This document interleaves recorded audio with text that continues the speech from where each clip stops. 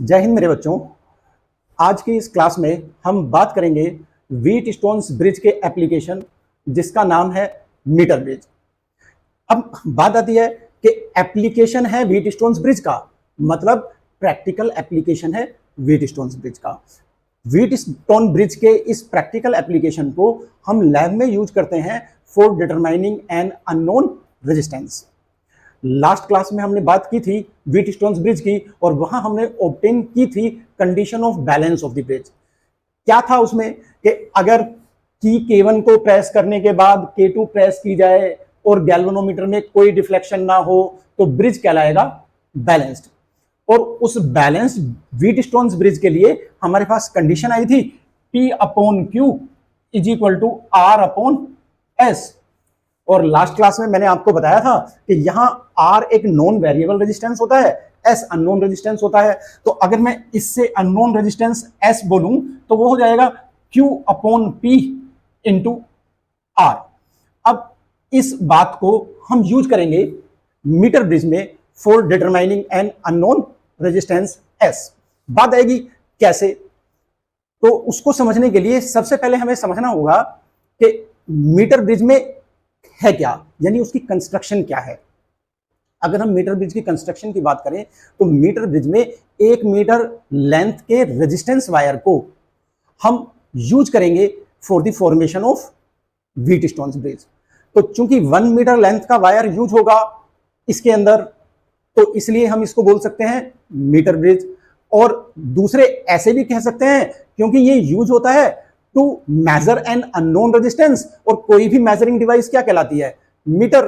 तो इसलिए हम इसको मीटर ब्रिज भी बोल सकते हैं। तो अब बात आती है कि इसके अंदर है क्या। तो मेरे बच्चों जरा देखो, मेरे हाथ में ये एक मीटर ब्रिज ही है। इसमें है क्या, एक ये वुडन बोर्ड, इस वुडन बोर्ड के ऊपर एक ये मेटल स्ट्रिप फिक्स्ड है। अब इस मेटल स्ट्रिप में क्या है, 2 सब मेटल स्ट्रिप्स मान सकते हो, एक इधर और एक और है वो ये। इसको मैं यहां लगा दूं तो फिर क्या होगा कि ये सर्किट यहां कंप्लीट हो जाएगा, ऐसे ये सर्किट कंप्लीट हो गया, इधर भी सर्किट कंप्लीट हो गया, इधर भी सर्किट कंप्लीट हो गया। 2 गैप रह गए, एक यहां और एक यहां इस जगह।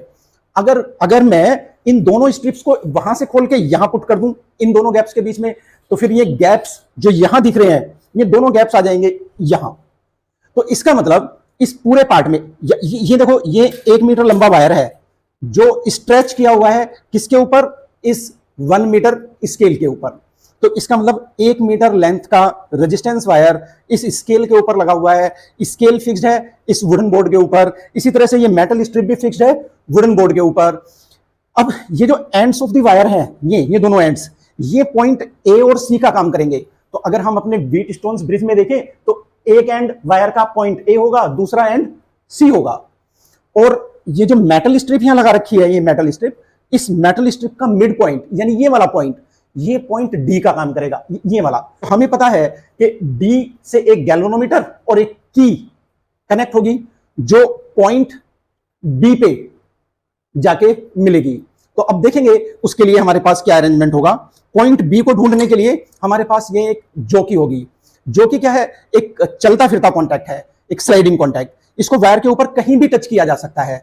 अब वायर को जब ऐसी जगह टच कर देंगे कि गैल्वेनोमीटर में कोई डिफ्लेक्शन ना हो, तब उस कंडीशन में ब्रिज कहलाएगा बैलेंस्ड। और वायर के एक साइड का रेजिस्टेंस P हो जाएगा, दूसरे साइड का रेजिस्टेंस Q हो जाएगा। तो इसका मतलब ये रेजिस्टेंस P और Q हमें इस रेजिस्टेंस वायर पे मिल जाएंगे। अननोन रेजिस्टेंस S हम यहां कनेक्ट कर रखेंगे S पे, और यहां इन दोनों पॉइंट्स के बीच में हम कनेक्ट करेंगे एक नॉन वेरिएबल रेजिस्टेंस। किसकी हेल्प से, एक रेजिस्टेंस बॉक्स की हेल्प से। अब रेजिस्टेंस बॉक्स में हमारे पास ऑप्शन होगा कोई भी रेजिस्टेंस यहां सर्किट में इंट्रोड्यूस करने का।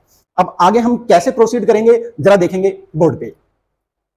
सबसे पहले मैं जो अभी मैंने दिखाया आप लोगों को वैसा मीटर ब्रिज यहां ड्रॉ कर देता हूं। यहां केवल ये मेटल स्ट्रिप मैंने कंप्लीटली ड्रॉ कर रखी है, ये 1 मीटर लेंथ का वायर भी आ गया। बस क्या बचा रह गया, इसके साथ में एक मीटर स्केल, वो भी दिखा देता हूं भाई। इस मीटर स्केल पे इधर 0 डिविजन्स होंगे अप टू हियर 100, और इस नीचे की तरफ फिर से 0 और अप टू 100। तो इसका मतलब ये स्केल दोनों तरफ से रीड किया जा सकता है, मतलब इधर से भी लेंथ को मेजर कर सकते हैं, इधर से भी लेंथ को मेजर कर सकते हैं। नाउ हियर इस स्ट्रिप के बीच में यहां गैप ना दिखा के मैंने यहां बीच में गैप दिखा दिया, ऐसे मेटल स्ट्रिप का दूसरा गैप आ गया यहां, और अभी मैंने आपको एक्चुअल दिखाया था ये गैप्स यहां के बजाय यहां भी हो सकते हैं। नाउ ये जो mid point of the U shaped strip है ये काम करेगा पॉइंट डी का। अब ये एंड पॉइंट्स इस रेजिस्टेंस वायर के ए और सी,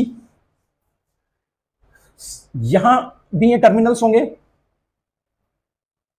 इन टर्मिनल्स में ए और डी के बीच में देखते हैं ए और डी के बीच में क्या है, नॉन वेरिएबल रेजिस्टेंस। तो इस नॉन वेरिएबल रेजिस्टेंस को देने के लिए हम यहां लगा देंगे एक रेजिस्टेंस बॉक्स। इस रेजिस्टेंस बॉक्स से हम एक नॉन रेजिस्टेंस आर सर्किट में इंट्रोड्यूस करेंगे। दूसरे डी और सी के बीच में क्या है, तो जरा देखिए डी और सी के बीच में है अननोन रेजिस्टेंस एस, तो यहां हम कनेक्ट कर देंगे अननोन रेजिस्टेंस एस को। अब बात आएगी कि डी अगर देखें तो डी से कनेक्ट होना चाहिए गैल्वेनोमीटर और एक की K2। तो सबसे पहले डी से एक गैल्वेनोमीटर कनेक्ट कर देते हैं और फिर एक लंबा सा वायर लेके यहां कनेक्ट कर देते हैं जॉकी। अभी मैंने जॉकी को वायर पे टच नहीं किया है, कैसे करना है वायर पे टच वो मैं भी बताता हूं आपको। बचा क्या रह गया, ए और सी के बीच में की K1 और सोर्स ऑफ ईएमएफ। तो अब मैं ए और सी के बीच में कनेक्ट कर देता हूं एक की और एक सोर्स ऑफ ईएमएफ। तो मेरे बच्चों ये सर्किट कंप्लीट हो गया मीटर ब्रिज का, जो कि मैंने आप लोगों को दिखाई। ये जो कि यहां कनेक्टेड रहती है वायर से और इसको टच किया जा सकता है वायर एसी के ऊपर कहीं भी। अब बात आएगी कि जब ये सर्किट हम इस तरह से बना लेंगे तो इस सर्किट को बनाने के बाद हमने क्या करना है। सर्किट को बनाने के बाद हमने इस रेजिस्टेंस बॉक्स से एक छोटा सा रेजिस्टेंस निकालना है, जैसे मान लो 2 ओम। तो मान लो मैंने 2 ओम का रेजिस्टेंस, 1 ओम भी निकाल लो, कोई भी एक रेजिस्टेंस निकाल लो, 1 2 3 जैसा भी है, वो comparable to resistance of wire होगा तो हमारा ब्रिज ज्यादा सेंसिटिव होगा, उसको मैं लास्ट में बताता हूं। तो अभी हम क्या करेंगे, एक पर्टिकुलर रेजिस्टेंस इस रेजिस्टेंस बॉक्स से निकाल लेंगे। मान लो हमने 1 ओम का रेजिस्टेंस निकाल लिया और उस रेजिस्टेंस को निकालने के बाद इसकी K1 के अंदर प्लग इंसर्ट कर देंगे, यानी AC से करंट फ्लो करा देंगे। अब AC से भी करंट फ्लो होगी और करंट इधर भी A to D to C भी फ्लो होगी, क्योंकि यहां आके 2 पार्ट में डिस्ट्रीब्यूट हो जाएगी। अब हमने करना क्या है, सबसे पहले जॉकी को टच करना है near end A of the wire और गैल्वेनोमीटर में डिफ्लेक्शन देखना है। गैल्वेनोमीटर में पॉइंटर एक साइड में डिफ्लेक्ट कर जाएगा। अब जॉकी को टच करना है near end C of the wire, पहले near end A of the wire फिर near end C of the wire, और चेक करना है कि क्या गैल्वेनोमीटर में डिफ्लेक्शंस ऑपोजिट डायरेक्शन में हो रहे हैं या नहीं। अगर गैल्वेनोमीटर में डिफ्लेक्शंस ऑपोजिट डायरेक्शन में है तो हमें मान लेना है कि हमारा सर्किट सही है। अगर हमारा सर्किट सही है तो हम इस सर्किट को यूज कर लेंगे। लेकिन अगर near end A and near end C jockey को टच करने पे गैल्वेनोमीटर सेम डायरेक्शन में डिफ्लेक्शन दे रहा है, तो इसका मतलब हमारे सर्किट में कहीं ना कहीं कोई फॉल्ट है। और जनरली यहां फॉल्ट केवल ये होता है कि कहीं ना कहीं सर्किट ब्रोकन है, तो पूरे सर्किट को चेक कर लेना है, कोई टर्मिनल लूज तो नहीं है, या कहीं पे हमने वायर को विद इंसुलेशन तो नहीं कनेक्ट कर दिया है। तो ये सारी बातें आपने चेक कर लेनी है, बाकी इसमें कोई और इसके अलावा गलती नहीं होती है। तो अब अगर हमारा सर्किट कंप्लीटली सही है, यानी when we are touching the jockey near end A and near end C of the wire, हमें 2 अपोजिट डायरेक्शंस में डिफ्लेक्शन मिल रहे हैं, तब फिर हमने क्या करना है, उसके बाद हमने जॉकी को टच करना है ए और सी के बीच में किसी ऐसे पॉइंट पे जहां जॉकी को टच करें और गैल्वेनोमीटर में कोई डिफ्लेक्शन ना आए। ए पे डिफ्लेक्शन मान लो लेफ्ट है, सी पे डिफ्लेक्शन राइट है, तो ए और सी के बीच में श्योरली कहीं ना कहीं एक पॉइंट ऐसा होगा जहां आप जॉकी को टच करेंगे और गैल्वेनोमीटर में कोई डिफ्लेक्शन नहीं होगा। हमने बस वही पोजीशन वायर के ऊपर ढूंढनी होती है। मान लो मैंने इस जॉकी को यहां टच किया और इस गैल्वेनोमीटर में कोई डिफ्लेक्शन नहीं आया, तो ये पॉइंट जहां मैंने जॉकी को टच किया है ये पॉइंट हो जाएगा बी। और हमें पता है इस व्हीटस्टोन्स ब्रिज से कि ए और बी के बीच में जो रेजिस्टेंस है वो पी है, तो यानी ए और बी के बीच में जो length of the resistance wire है वो हमें प्रोवाइड करा रही है रेजिस्टेंस पी। सिमिलरली बी और सी की बीच में वायर की जो लेंथ है वो प्रोवाइड कर रही है रेजिस्टेंस क्यू, क्योंकि बी और सी के बीच में व्हीटस्टोन्स ब्रिज के अंदर रेजिस्टेंस क्यू लगा होता है। क्योंकि किसी भी वायर का रेजिस्टेंस क्या फॉर्मूला है, R is equal to rho L upon ए।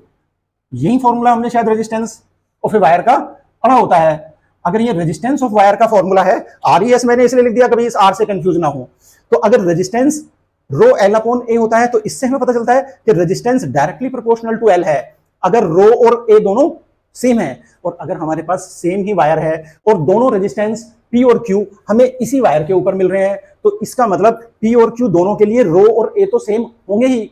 तो अगर हम पी और क्यू का रेशियो निकालेंगे तो वो हमें सीधे लेंथ से मिल जाएगा। क्यों? क्योंकि रो अपॉन ए क्यू और पी दोनों के लिए सेम होगा। अगर रो अपॉन ए सेम होगा तो सीधे रो और ए को छोड़ के हम बोल सकते हैं Q upon P is equal to B C upon A B. अब चूंकि लेंथ के ऊपर ही पी और क्यू डिपेंड करेंगे तो हमें इस लेंथ को मेजर करना पड़ेगा। स्केल हमारे पास है, हम नोट कर लेंगे यहां से, यानी ए से बी तक की लेंथ कितनी है। मान लो ये लेंथ एल है, अगर ए से बी तक की लेंथ एल है, टोटल वायर की लेंथ 100 सेंटीमीटर है, तो बी से सी तक वायर की लेंथ रह जाएगी 100 माइनस एल। और अगर ये दोनों लेंथ्स हमारे पास आ गई तो हमारे पास आ जाएगा रेशो किस किस का, क्यू और पी दोनों का।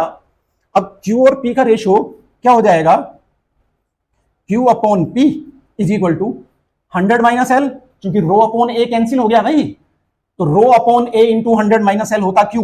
रो अपॉन ए ऊपर क्यू के लिए और नीचे पी के लिए कैंसिल हो जाएंगे, तो बचेगा सीधा 100 माइनस एल अपॉन एल। और ये आर जो हमने रेजिस्टेंस बॉक्स से निकाला था ये भी हमारे पास है, तो आर भी हमारे पास है, क्यू और पी का रेशियो भी हमारे पास है, तो हमारे पास आ जाएगा अननोन रेजिस्टेंस एस। तो so S is equal to Q upon P यानी 100 minus L upon L into R. तो मेरे बच्चों शायद आपको आइडिया लगा होगा कि हमें कैसे इस मीटर ब्रिज को यूज करना है for determining unknown resistance S. लेकिन लैब में जब हम इस एक्सपेरिमेंट को करेंगे तो हमें कुछ बातें ध्यान रखनी है। जैसे हमने इस एक्सपेरिमेंट को रिपीट करना है एटलीस्ट 3 टाइम्स। 3 टाइम्स मतलब 3 डिफरेंट वैल्यूज ऑफ आर के लिए। अब 3 में जब एवरेज लेते हैं तो 3 से डिवाइड करने पे कभी कभी हमें मिल जाता है इरेशनल नंबर 0.33 या 0.66 ऐसे चलता रहता है। तो उसको भी अवॉइड करने के लिए क्या करते हैं, 3 के बजाय 4 ऑब्जर्वेशन ले लेंगे। अब 4 ऑब्जर्वेशन लेंगे तो उस ऑब्जर्वेशन को लेने के लिए हम टेबल कैसे बनाएंगे, तो मैं टेबल भी आप लोगों को बना के दिखा देता हूं। सबसे पहले सीरियल नंबर के बाद known resistance R in ohm, then after known resistance distance of null point मतलब पॉइंट बी जहां वायर के ऊपर जॉकी को टच करें और गैल्वेनोमीटर में डिफ्लेक्शन ना हो, तो ये हो जाएगा distance of null point from end A of wire, ये अंडरस्टूड मान लेते हैं। तो डिस्टेंस ऑफ नल पॉइंट मान लो एल सेंटीमीटर। देन डायरेक्टली लिख देते हैं अननोन रेजिस्टेंस है कौन सा भाई हमारा, एस। तो अननोन रेजिस्टेंस एस कैसे मिलेगा, 100 minus L upon L into R and it will also be in ohm. तो ऐसी एक टेबल बना लेंगे और इसमें 1 2 3 4 ऑब्जर्वेशन। अब ये रेजिस्टेंस मान लो हमने 1 2 3 4, अब इसमें 1 2 3 4 या 2 3 4 5 जो भी हमने लेना है उसको पहले चेक कर लेना है। कैसे, हमारा ये व्हीटस्टोन्स ब्रिज मोस्ट सेंसिटिव होता है जब ये नल पॉइंट बी आए almost in the middle of the wire. अब almost in the middle of the wire 50 पे ही आ जाए तो मैक्सिमम सेंसिटिविटी हो जाएगी, बट अगर 50 पे भी नहीं आता है तो 50 के आसपास मान लो हम वेरी करा लें इसको, इधर 35 और उधर 65 के बीच में। अब आर की वैल्यू हम ऐसे लेंगे कि नल पॉइंट हमारा 35 से 65 के बीच में ही वेरी करे। क्यों? क्योंकि यहां एस के कैलकुलेशन में हम केवल एक ही चीज मेजर कर रहे हैं और वो चीज है क्या, एल।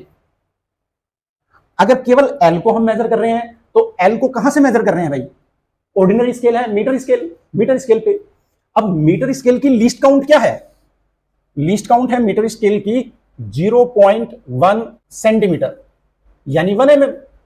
अगर 0.1 सेंटीमीटर लीस्ट काउंट है तो maximum possible error in the measurement of L will B 0.1 centimetre, और ये मैक्सिमम पॉसिबल एब्सोल्यूट एरर होती है।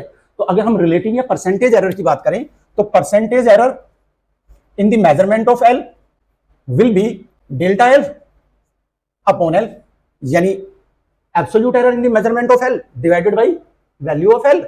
अब डेल्टा एल तो हमारे पास फिक्स्ड है, लीस्ट काउंट के बराबर 0.1 सेंटीमीटर, एंड एल जो भी होगी वो भी सेंटीमीटर में ले लेनी है हमने। तो अब अगर देखें तो एल जितना बड़ा होगा percentage error in the measurement of L उतनी छोटी होगी। लेकिन यहां एक प्रॉब्लम आएगी, अगर मैं एल को 100 की तरफ लेके आऊंगा तो 100 माइनस एल छोटा हो जाएगा। तो सो दैट कि एल और 100 माइनस एल दोनों में एरर मिनिमम हो, उसके लिए एल और 100 माइनस एल दोनों ऑलमोस्ट इक्वल होने चाहिए, और एग्जैक्टली इक्वल होंगे तो एरर सबसे कम होगी, और एग्जैक्टली इक्वल एल और 100 माइनस एल होंगे तब जब ये नल पॉइंट आए 50 सेंटीमीटर मार्क पे। होप मेरे बच्चों ये बात आप लोगों को समझ में आई होगी कि ब्रिज मैक्सिमम सेंसिटिव होगा तब जब नल पॉइंट आएगा मिडिल ऑफ द वायर यानी 50 सेंटीमीटर मार्क पे। और क्यों ऐसा होगा, वो इसलिए क्योंकि उस कंडीशन में error in the measurement minimum होगी। अब यहां 4 रेजिस्टेंसेस हम उसी तरह से ले लेंगे जिससे 35 से 65 के बीच में नल पॉइंट हमारा वेरी करे, और उन चारों वैल्यूज के कोरेस्पॉन्डिंग एल की वैल्यूज नोट कर लेंगे, यानी बार बार हमने नल पॉइंट की पोजीशन फाइंड आउट कर लेनी है और उसकी डिस्टेंस फ्रॉम एंड ए यहां लिख देनी है। जैसे ही हमारे पास आर और एल आया तो एस आ जाएगा अपने आप। तो इस तरह से हम अननोन रेजिस्टेंस को निकाल लेंगे। लेकिन इसमें कभी कभी एक और बात आती है कि जिस मटेरियल का ये वायर एस बना है उस मटेरियल की रेजिस्टिविटी भी फाइंड करो। तो अब जरा अगर देखें तो रेजिस्टेंस के फॉर्मूले में resistivity into length upon area of cross section ये हमें देता है रेजिस्टेंस। तो अब अगर हम एस की बात करें तो S will be resistivity of material of the wire into length. अब इसकी लेंथ को मान लो मैं कैपिटल एल ले लेता हूं अपॉन इसका एरिया ऑफ क्रॉस सेक्शन। अब एरिया ऑफ क्रॉस सेक्शन को पाई आर स्क्वायर लिखूं या रेडियस को लिख दूं डायमीटर बाई 2, तो डी बाई 2 का होल स्क्वायर। तो pi R square area of cross section हो गया rho into L upon pi D by 2 whole square. इस तरह से हमारे पास एस का एक्सप्रेशन आ जाएगा। तो अब अगर हम देखें हमें रो डिटरमाइन करना है, एस हम ऑलरेडी डिटरमाइन कर चुके हैं, तो हमें किसकी जरूरत और पड़ेगी, एक तो डायमीटर ऑफ द वायर की और एक लेंथ ऑफ द वायर की।